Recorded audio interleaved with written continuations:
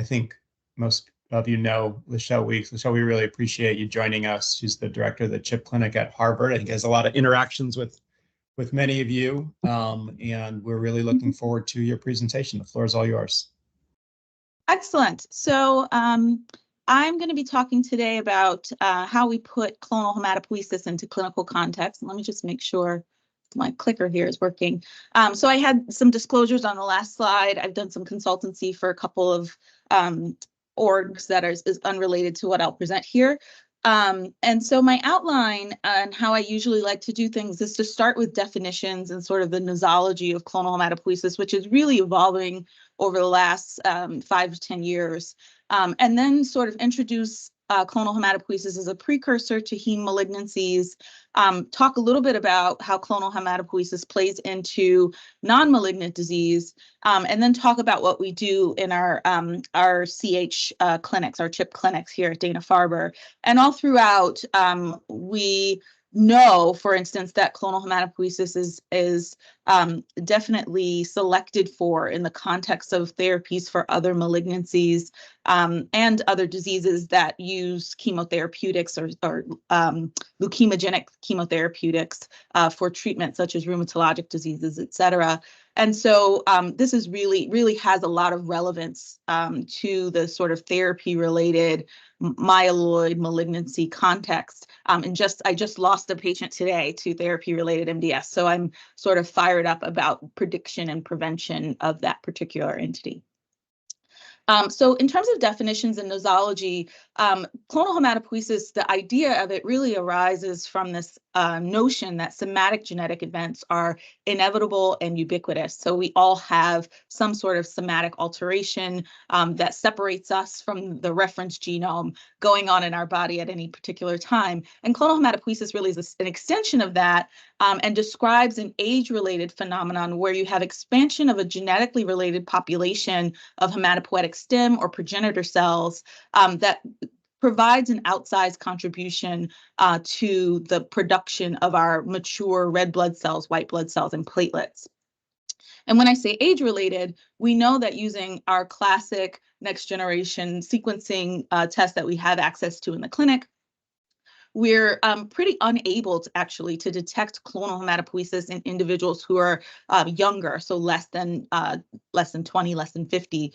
And by the time people get to their 7th and 8th decades of life, clonal hematopoiesis is quite prevalent.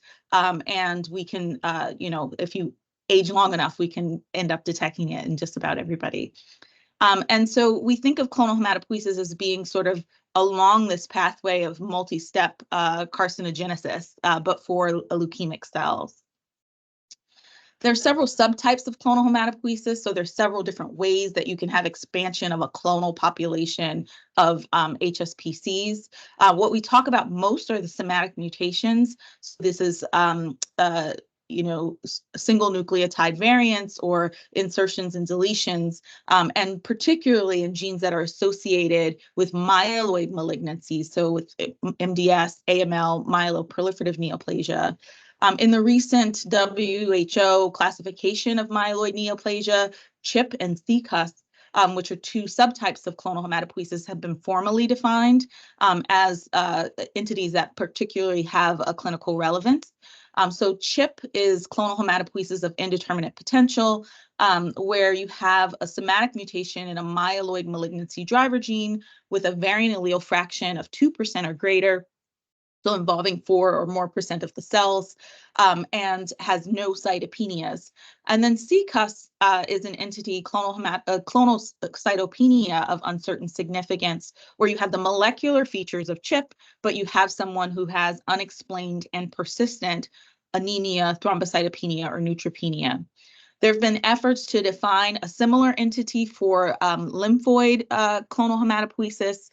There are also efforts ongoing to sort of characterize and understand the clinical context of micro-CH, or these low abundant clones that are more ubiquitous or more, in more of the population. We also know that most of our clonal hematopoiesis actually doesn't have a known driver mutation. So these could be either be caused by unclassified somatic alterations, undetected drivers, or epigenetic drivers of clonality. And this makes up the bulk of our CH. And mosaic chromosomal abnormalities, so changes in the chromosome, deletions, loss of heterozygosity, et cetera, those also play a role in clonal hematopoiesis, but have been less functionally characterized as related to heme malignancy. So how we sort of set this out nosologically is that clonal hematopoiesis is a big umbrella term that includes all of these different entities, both unknown drivers, myeloid-specific CH, and lymphoid CH. And then as we sort of go down our hierarchy, CHIP and CCUS are the sort of subtypes of clonal hematopoiesis for which we have clinical tests and for which we've therefore been able to best characterize the clinical outcomes. So most of my talk and most of our data is going to be in CHIP and CCUS, not to say that these other entities aren't important and interesting, but we have just been, most of our data is in the CHIP and CCUS realm. So thinking about CH as a precursor to heme malignancies, I mentioned that clonal hematopoiesis prevalence increases as we get older, and this has been borne out since 2014 with work by Sid Jaiswal that shows that clonal hematopoiesis really does seem to precede the development of AML and other myeloid malignancies. The risk of myeloid malignancy increases relative in individuals with CHIP and CCUS relative to those who don't have CHIP and CCUS. But you can see here, looking at the y-axis, that the absolute risk remains small. So myeloid malignancies are still relatively rare, despite the fact that we see them all the time in cancer centers. So we can detect CHIP in about 15% of the population over age of 65, about 30% of the population by age 80, but the rate of transformation is still only 0.5 to 1% per year. And so what when I was in my postdoc with Ben Ebert, I sort of set out to understand how do we actually determine which people are going to have clinically relevant CHIP and CCUS and which population might have CHIP and CCUS that's just sort of like, not as clinically relevant, not something that we need to follow. And if you think about this in the context of the United States population, a little under 60 million individuals, adults over the age of 65, will have CHIP and CCUS. And so it would totally overwhelm our healthcare system if we tried to follow all of them. And so really we need to kind of understand which of these individuals would be important to screen for and to follow. And so that led us to the development of the clonal hematopoiesis risk score, which we published in April of 2023 in New England Journal of Medicine Evidence. And this was really a risk score that we were able to derive based on the sort of power of large clinical genomic databases. And so we had access to the UK Biobank, which is a large population study of over 500,000 healthy adults who were enrolled between ages of 40 and 70 years old. And we have exome sequencing for all of these individuals. We were able to split the cohort into a derivation and a validation cohort. And the split was basically determined by how soon we were able to get the results and kind of go through and do the clonal hematopoiesis calls. And so we had about 11,000 individuals in our derivation cohort, a little over 16,000 in our validation cohort. The median follow-up for these individuals was 11.6 years at the time of analysis. Now, sort of going out, we have 15 years of follow-up for some individuals. 55% of the population was female. 49.7% of the population had any smoking exposure. Only 8% had a prior cancer history. And then 7.6% had some degree of cytopenia, either anemia, thrombocytopenia, or neutropenia. The crude rate of myeloid malignancy was 2.4%, and about 64% of those myeloid malignancies were MDS AML. And so we set out to say, okay, first we want to know which genotypes of clonal hematopoiesis, which genes and gene mutations are actually associated with risk of progression. So we did some regression analysis and looked at each of the genotypes individually as well as in functional groups. And what we saw was that if you had DNMT3A mutant CHIP or CCUS, specifically, if you only had one molecular abnormality and that one molecular abnormality was a DNMT3A driver mutation, then amongst the individuals with CHIP and CCUS, you had the lowest risk of progression. And then individuals who had mutations in splicing factors, who had these sort of AML-like mutations like RUNX1, IDH1 and 2, or FLT3 were also associated with high risk. And then JAK2 had a pretty high penetrance for myeloproliferative neoplasia and acute myeloid leukemia, and so that was also a high-risk genotype. The question came up about TP53 very early on, and we were actually expecting in this analysis to see some association between TP53 and progression. However, in this population of very healthy adults who very few of whom had prior chemotherapy exposure, we actually did not see any association, so it was a pretty null hazard ratio. However, we took the prerogative to empirically consider TP53 high risk, sort of erring on the side of overcalling the risk in TP53 mutant CHIP and CCUS rather than undercalling. So that was a sort of stylistic decision. It didn't change the sort of C statistics of our model ultimately, but TP53 in the context of healthy individuals who do not have a selection pressure of chemotherapy does not seem to progress to myeloid malignancy, which is super interesting. We then used a recursive partitioning as our method for identifying variables that had some degree of prognostic significance, and we chose this because it sort of is a method that in a prognostic way will binarize your continuous variables. And so we use demographic and exposure variables, laboratory variables that are present in the UK Biobank, and then the molecular data that we had.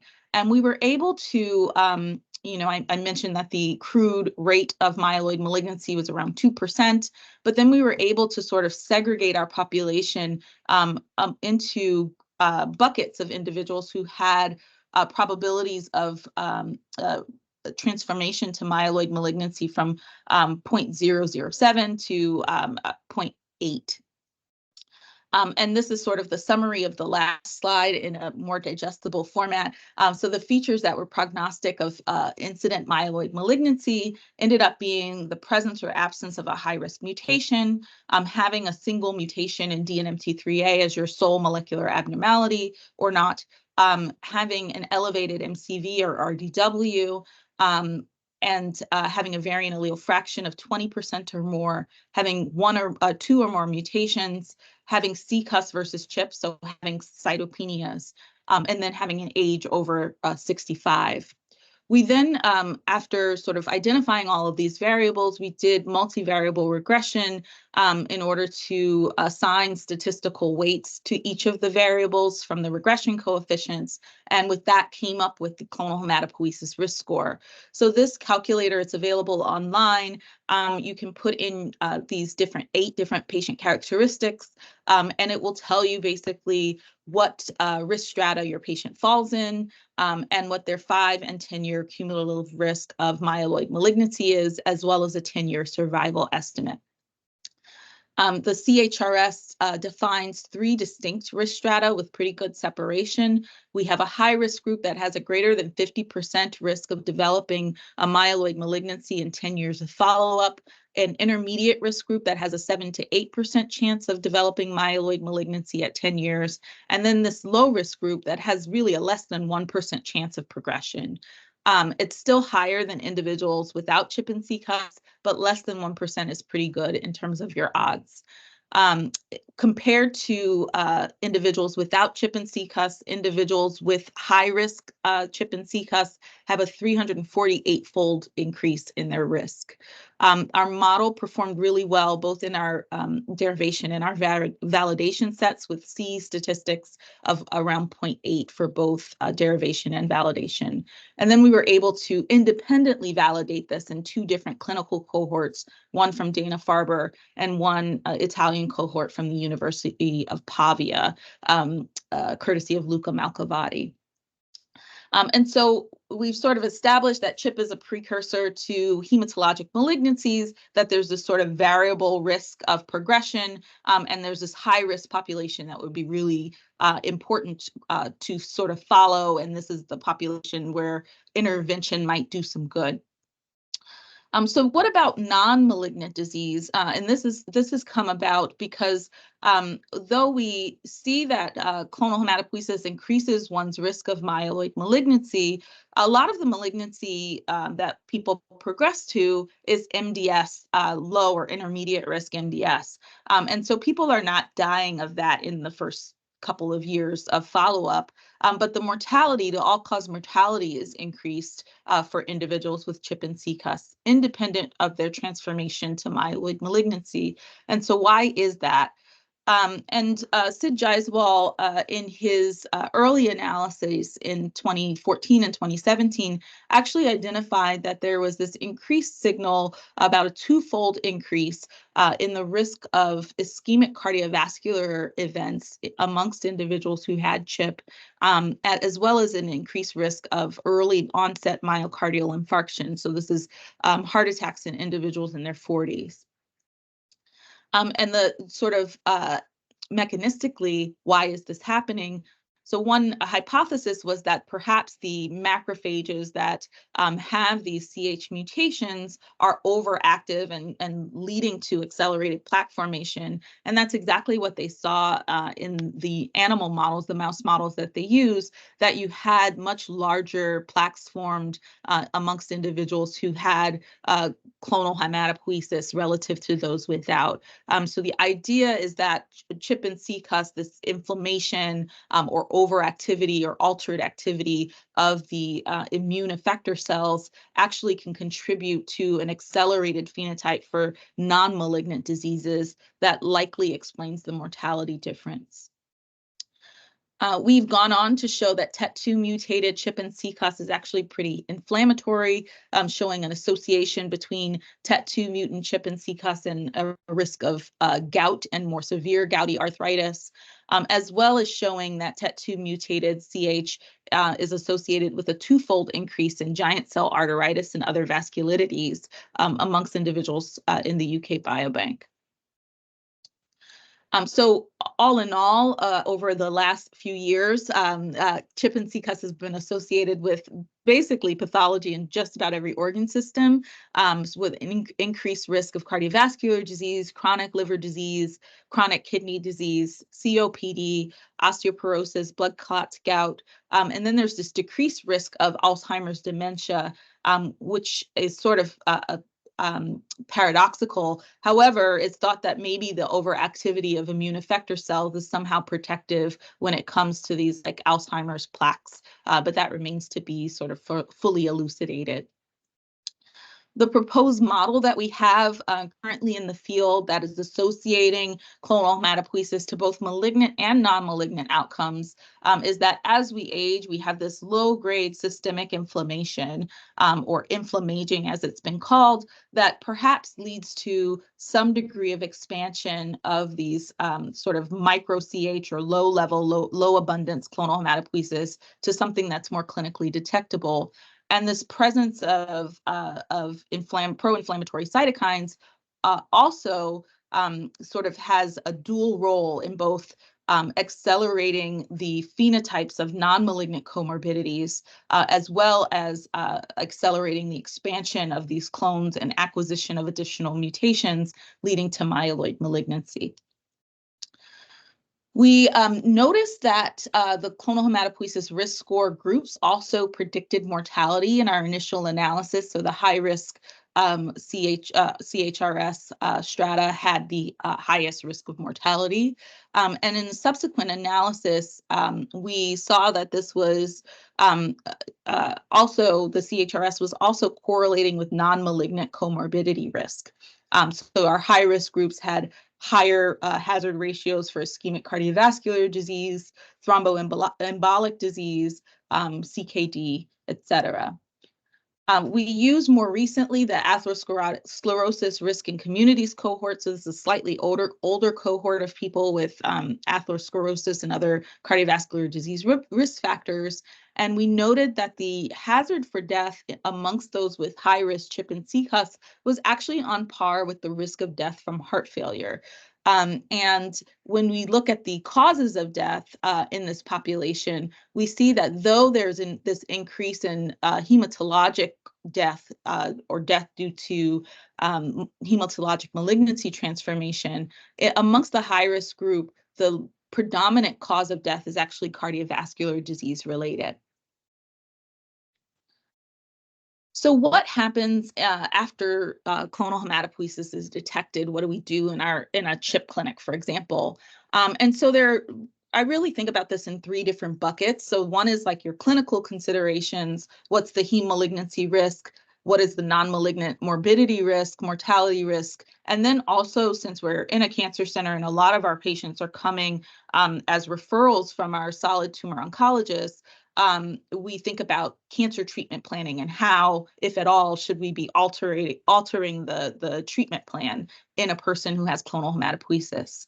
On a research side, we are in the process of designing several clinical trials, so early intervention, interception trials, understanding patient experiences through patient-reported outcome surveys. And then we also are establishing the kind of registries and biobanks that we would wish we had that we wish we had right now. So maybe in 10 years, we will be there. And then lastly, there are these ethical considerations. So all CHIP clinics are really these sort of hybrid clinical research endeavors. And so it's really important in the context of a CHIP clinic to make sure that you have a proper informed consent, that you are not doing harm to patients by diagnosing them with something that you can't do anything about, especially in a very vulnerable time, such as somebody who's going through another deadly diagnosis. And then also thinking about how we're allocating our resources. And so all of those things happen sort of simultaneously in our CHIP clinic when a patient is referred.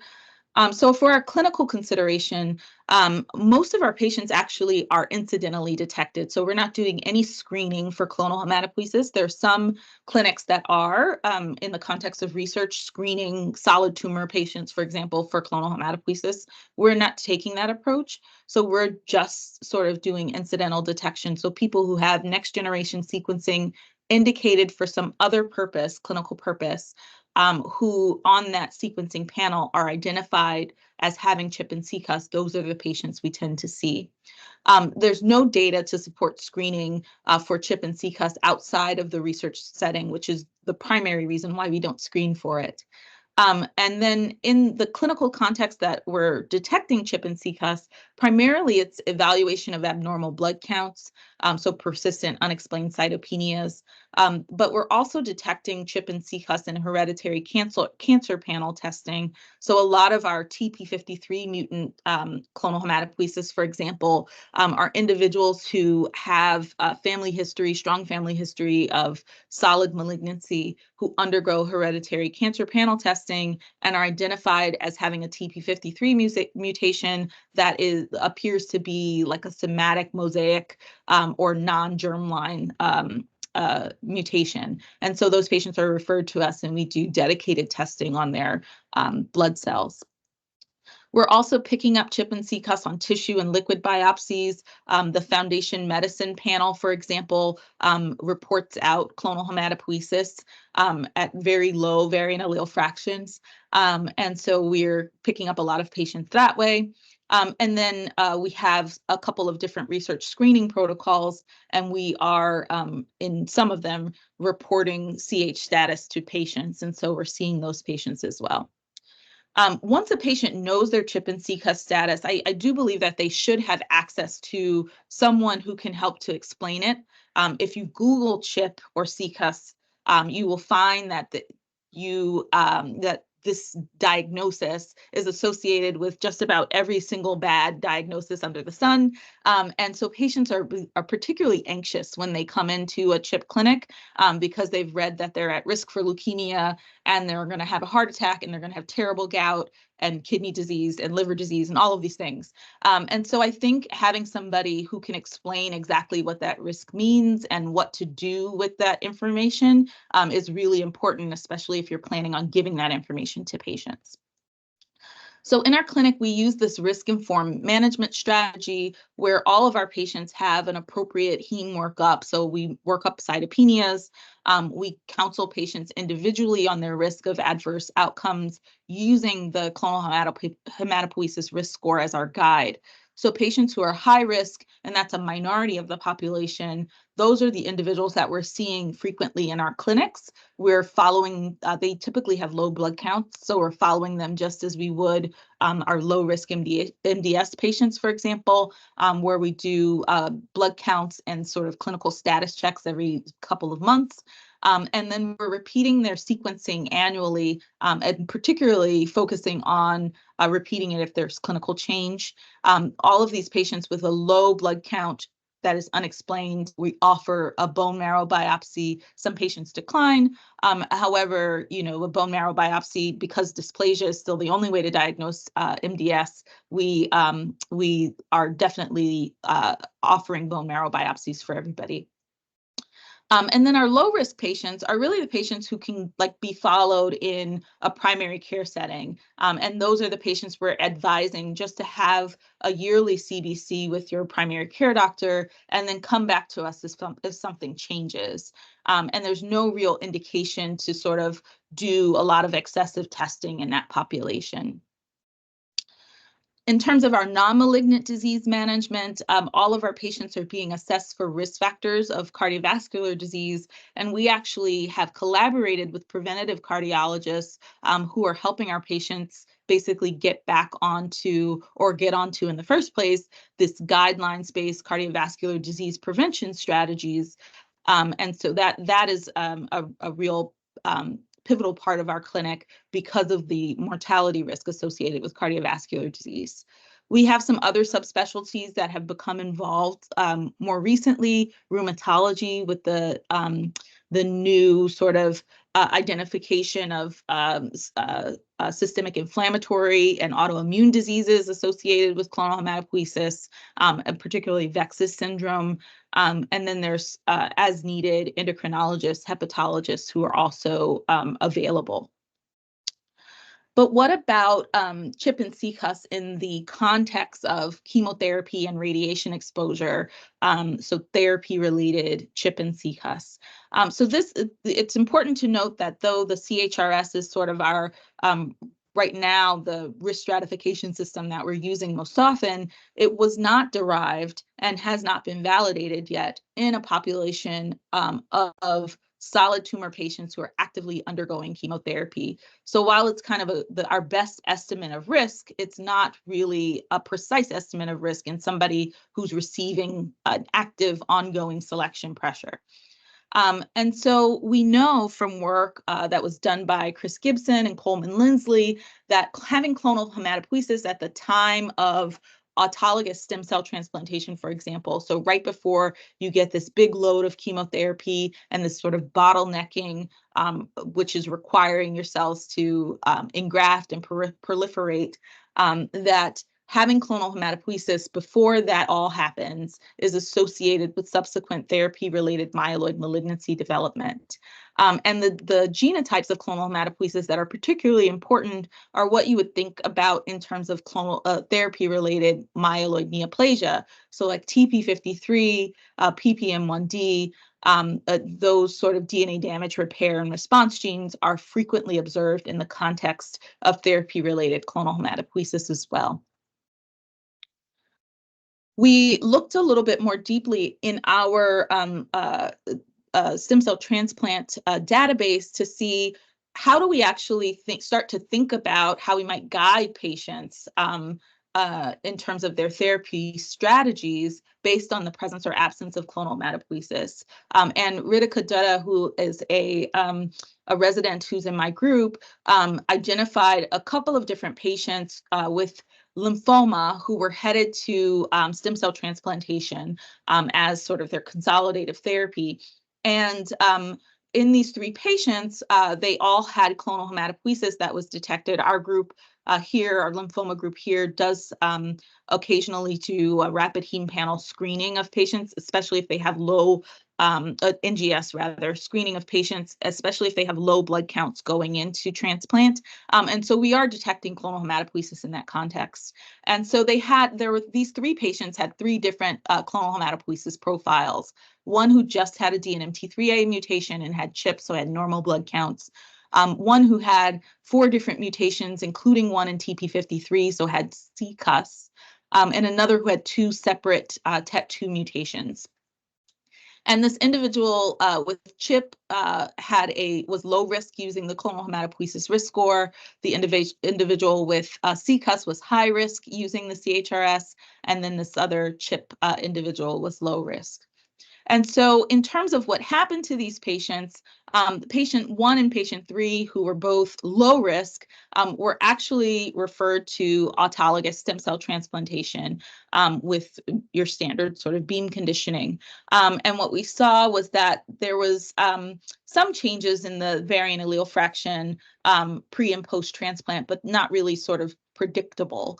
There was certainly no increase in the DNMT3A or TET2 sort of clonal hematopoiesis burden following transplant. For patient 2, however, this patient actually ended up being referred to allogeneic stem cell transplant because of the risk of TP53 associated therapy-related myeloid malignancy. And so this person, obviously after transplant with donor cells, we were unable to detect most of the original clonal hematopoiesis cells or variants. And importantly, the TP53 variant was gone following transplant. And so is this the right thing to do? We're not really sure, but it's something that we're interested in studying a little bit more of, this idea of sort of modifying therapies based on the presence of clonal hematopoiesis detected before you enter therapy. So Ritika actually was able to put this together and has generated a list of our allo patients between 2014 and 2022, which is the period of time where we've been doing next generation sequencing routinely, and is really asking the question, how does CHIP and CCUS presence influence post-transplant mortality or the risk of therapy-related MDS and AML? And what she's thinking is that we might be able to come up with some sort of pathway, such as what you see here on the right, where we can assess individuals with NGS prior to them undergoing this selection pressure. If they don't have clonal hematopoiesis, then you proceed as normal. If they do, then some sort of risk counseling can be implemented where you may or may not end up actually changing the therapy choice based on the risk of progression to a therapy-related malignancy. This is an example of sort of similar data in the context of solid tumors. And so a lot of our solid tumor CH data is in ovarian cancer, where we use a lot of platinum and a lot of PARP inhibitors. And so this is from the Ariel 2 and 3 studies, which were studies of PARP inhibitor maintenance following platinum-based chemo in individuals with ovarian cancer. And in this population, they saw that there was 2.1% of patients in these studies actually developed a therapy-related myeloid malignancy. And among those who developed therapy-related myeloid malignancy, about half of them actually had CH variants detected prior. So this was CH that led to myeloid malignancy. And a lot of the CH that was observed was in this TP53. Again, highlighting the importance of DNA damage response and DNA damage repair pathway clonal hematopoiesis as sort of this pre-leukemic or pre-MDS therapy-related MDS AML moiety. We know from work that Kelly Bolton did when she was at Memorial Sloan Kettering that this therapeutic selection pressure is definitely what is driving the selection of particular CHIP CCUS genotypes. So they were able to take the MSK impact data, which at the time had about 24,000 cancer patients, about 11,000 of them who had CH, and about over 5,000 who were chemo and radiation exposed. 56 tumor types. And what they were able to see was that with cytotoxic therapy, either chemotherapy or radiation, that's when you really saw the expansion from day 0 to beyond of the clonal hematopoiesis clones.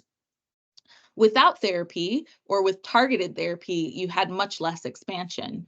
And then when you look specifically at genotypes, we see an increase in the growth rate for PPM1D mutations, TP53 and CHEK2 mutations, but this expansion is not really observed for these sort of epigenetic modifiers that drive clonal hematopoiesis, or the ones that we in the clonal hematopoiesis risk score deemed as low risk. And so that's a really interesting thing, and just really highlighting that even in the context of therapy-related myeloid malignancy or therapy-related CH, the genotype really matters. And so having these DDR, DNA damage response mutations is really important for the development of therapy-related malignancy. Having other genotypes of CH is a little bit less important.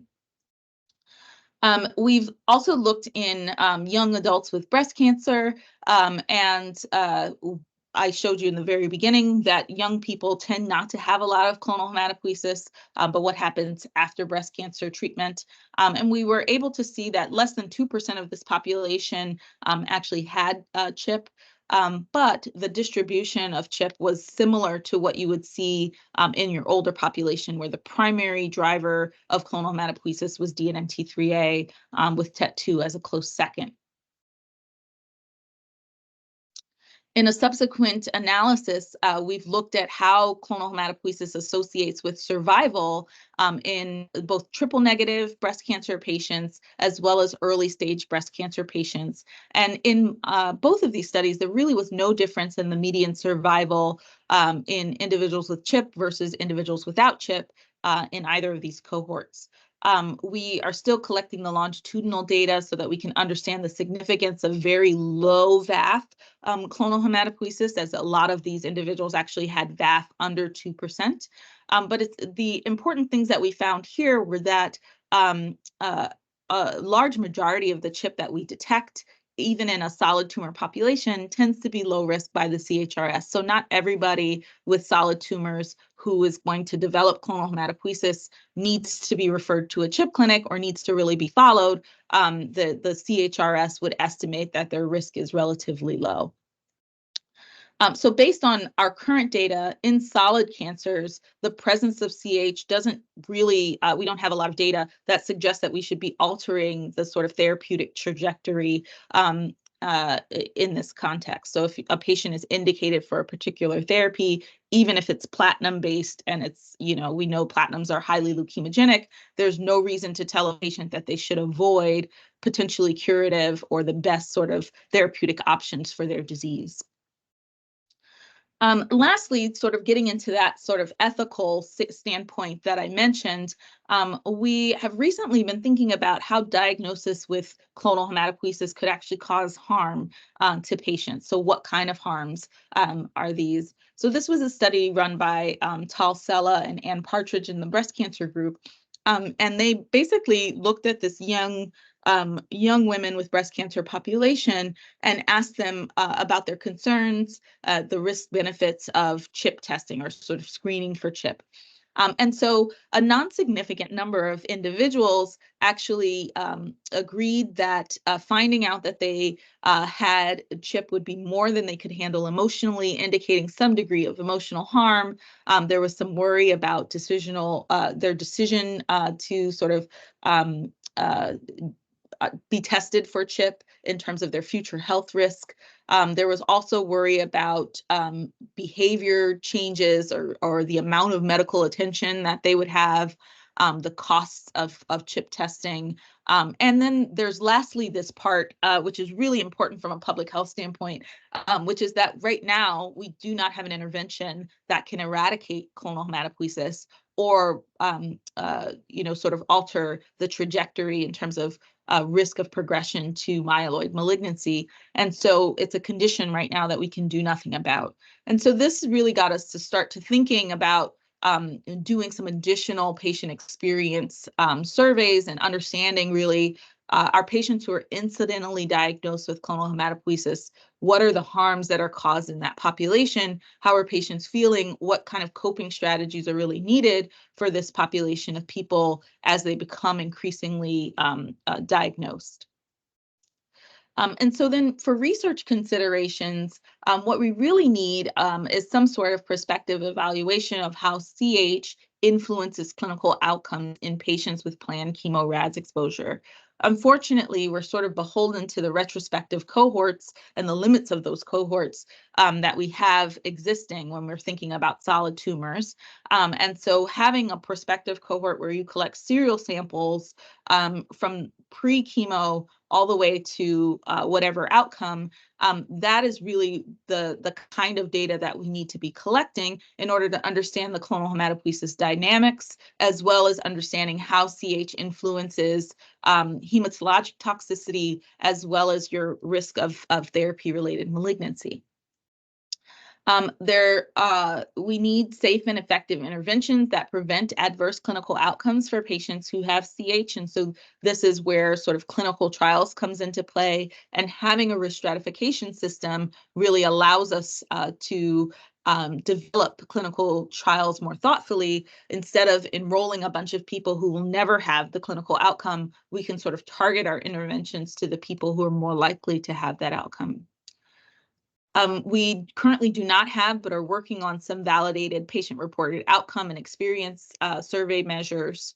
And then for ethical considerations, we're very careful, again, not to conflate our research and clinical interests, to really tell patients these are the things that are very clinically indicated. You need a bone marrow biopsy to rule out myelodysplastic syndrome, for example. You do not need a bone marrow biopsy if you have normal blood counts, and sort of, making sure that we're advising patients correctly and using our research consent process when appropriate. This is really important, obviously, for preserving informed consent and patient autonomy, and then also protecting patients from the financial toxicities that can be caused by having uncovered or undercovered procedures. So a bone marrow biopsy, for example, is not going to be covered by most insurances for somebody who has normal blood counts. And so if you order it as a clinically indicated procedure without the appropriate billing codes, that is going to be a bill that the patient ends up paying out of pocket if it's not on a research protocol. And then also thinking about allocation of scarce resources for patients with true disease. So even in the city of Boston, depending on where you get your cancer care, next generation sequencing in the context of myelodysplastic syndrome is used very, very differently, where some places are only ordering next generation sequencing if it will absolutely change management. And so to identify, targets, therapeutic targets, for example, whereas other places like our institution are using next generation sequencing in people with cytopenias to sort of screen for MDS. And so having some sort of balance of who gets which resources is definitely an ethical consideration that we are hoping to think about a little bit more deeply in the future. So in summary here, there are many different types of clonal hematopoiesis, and hopefully I haven't made it much more of a muddy situation for you there by showing you all the subtypes, but CHIP and CCUS are really just two types of CH, and they're the types that we talk about because they're the most clinically characterized. CH is a precursor of heme malignancy, and the CHRS is our sort of best estimate of risk of progression currently, but it's not validated in populations that are actively undergoing chemotherapy and radiation, and we need a prospective evaluation in order to develop a model specific to this context. CH is also a risk factor for non-malignant disease and early mortality, and this also could be very important for active cancer populations, for example, particularly when you think about survivorship, but also in the context of people who you expect to have sort of a long period of survival with active disease, active malignancy. These non-malignant diseases and mortality from those diseases will definitely come into play in that context. We are only incidentally detecting CH in our clinic, and outside of a research context, there's not a lot of data to support routine screening. When CH is present, however, patients may derive benefit from risk-specific counseling. And so that's where I think CHIP clinics have the most utility. And then thinking about early intervention of CH to prevent AML, it's a very attractive strategy to me because of how bad we are at treating therapy-related MDS and AML, or AML in general. If you think about SEER data, the 5-year survival for acute myeloid leukemia is 30% still. And if you think about therapy-related MDS, AMLs, particularly, the 2-year survival is around 12%. And so we are very bad at treating and curing these conditions. And so prevention, which has had a lot of public health benefit for other cancers, is really an attractive strategy here. But we need to really identify which populations are important for screening. And there's lots of work to go to figure out exactly which interventions are actually going to alter the disease trajectories. And so if you happen to be in the Boston area or have patients in the Boston area, feel free to refer interested patients to our CHIP clinic if they have clonal hematopoiesis. We have a phase 2 study with feasibility and safety of decitabine and cedazuridine, so INCAV and high-risk CCUS, that's opening shortly. And then we've recently, sort of to address this issue of solid malignancy patients who are actively achieving or receiving chemotherapy and radiation, we've recently launched a prospective study that is evaluating the impact of CHIP on the sort of adverse effects or hematologic effects in this particular population. And so we're enrolling patients into that study now. And with that, I'd like to just thank everybody for your attention, particularly thanks to the folks in my very young but growing laboratory group, Ritika, who did the allo work, and Julio Toro, who's really our community nurse navigator and is helping to think about some of the ethical things, the Dana-Farber Center for Early Detection and Interception, and all of our collaborators and our funding sources. Thanks so much. Happy to take any questions. Thanks, Lachelle. That was great. My knowledge of this area was almost non-existent before this talk, so it's increased about 100-fold. So thanks, I appreciate that. I'll open it up to the group and see if people have comments or questions.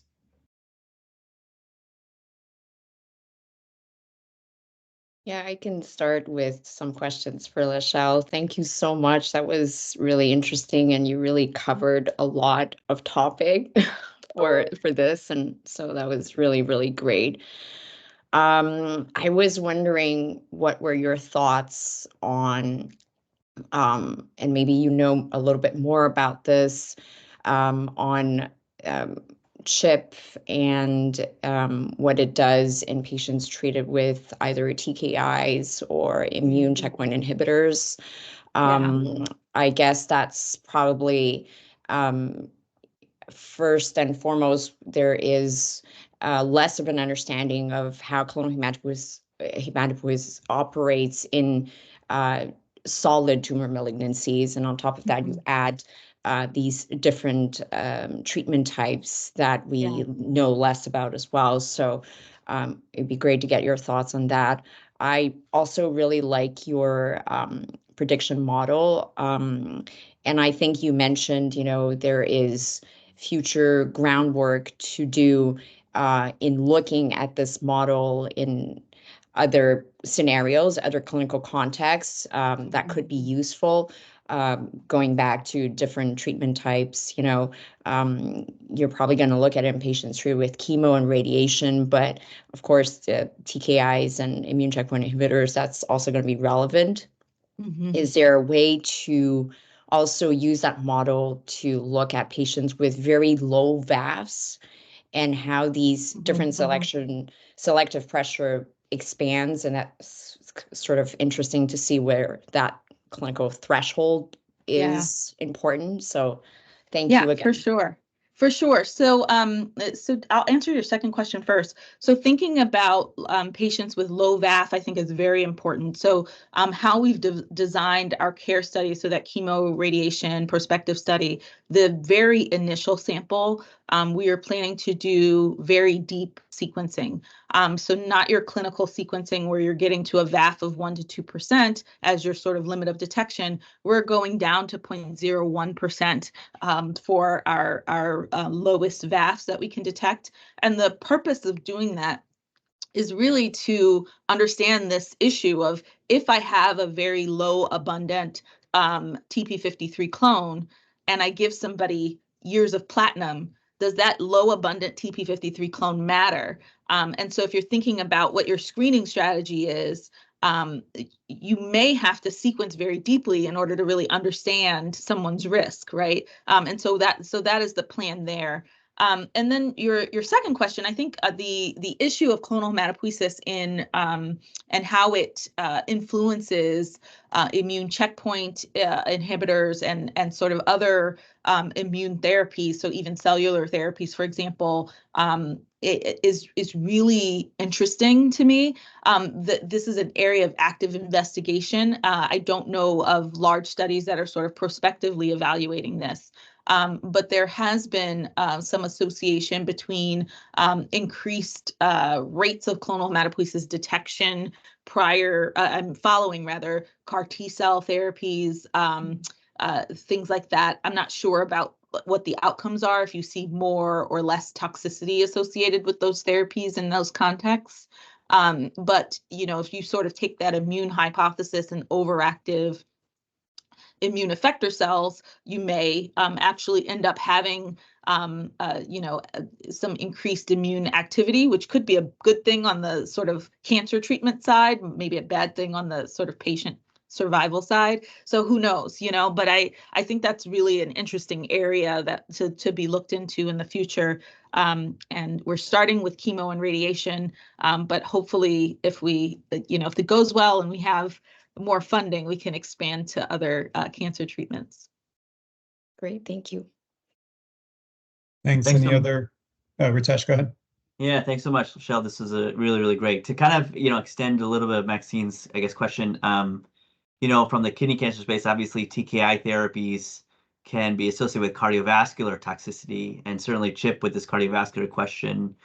I guess when we sort of think through your prospective collection of the chemotherapy and radiation piece, is that more directed towards cytopenias? Because obviously there are some chemotherapies that are, again, could be cardiovascular toxic that we can sort of learn from. But there's been some prospective, at least data. I think Brian sort of led some of this with looking at, some TKI-IO combination leading to sort of asymptomatic changes in ejection fraction and some sort of more systematic cardiovascular toxicity just beyond the traditional, and maybe some of that's maybe inflammatory driven by atherosclerosis with immune therapy, and then the direct maybe cardiovascular toxicity piece from that. But just maybe if you could comment on the sort of cardiovascular piece with Chip, because that's, I think, the most kind of centered, at least, and maybe those outcomes with some of the TKI therapies. Yeah, for sure. I think this is definitely you know, it's all kind of in study design and what data you collect. Sure. So you have your like primary outcomes, which in our case, we're definitely looking at hematologic toxicities just because of my lab's interest. But we are collecting, in all of our cohorts, we collect very robust comorbidity data, as well as laboratory data to understand, you know, like, are there elevations in CRP or, you know, LDL or other sort of markers of cardiovascular disease that might be influencing other outcomes that are, you know, outside of our primary interests. And so I think that data would be really awesome to collect over time. And the sort of a good retrospective evaluation, if the samples exist, would be to kind of go back in a population of people treated with TKIs, either like clinical trial specimen or whatever you have, and screen them for clonal hematopoiesis.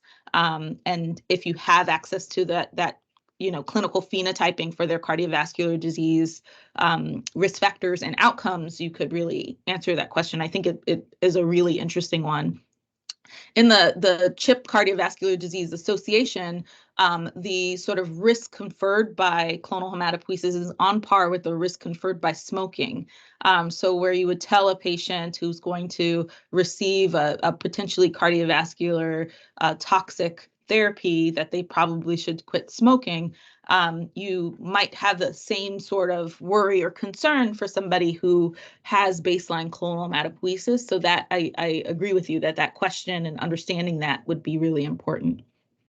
I don't know, Brian, if when you were looking at that from the Renal 101 Javelin trial, was that something that sort of came up as a potential translational piece, or because I know that was like really the only trial that had like all that really intense cardiovascular monitoring, right? Yeah, because it was FDA mandated, because like the first patient treated with that regimen died of myocarditis. That's how that happened, unfortunately. Yeah, so just sort of, you know, bad timing for drug development and obviously bad outcome for the patient, but that's what kicked off that intense monitoring. No, I don't. I was just thinking exactly as you were saying that. I don't remember that being part of the conversation. I don't know what samples are available. The other hard part is, of course, you know, Pfizer's motivation to spend time and money on it is almost zero.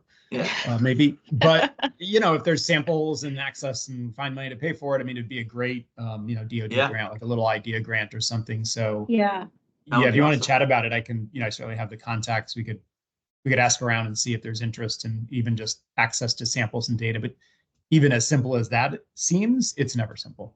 Right. I mean, I think there was like a very low percentage, I guess, right, that had like a profile, but it would be obviously 7 patients with a major adverse cardiac event out of, I don't remember, you know, several hundred. So that's, if you could look across all the IO TKI trials, that'd be amazing. But that's not going to happen. So.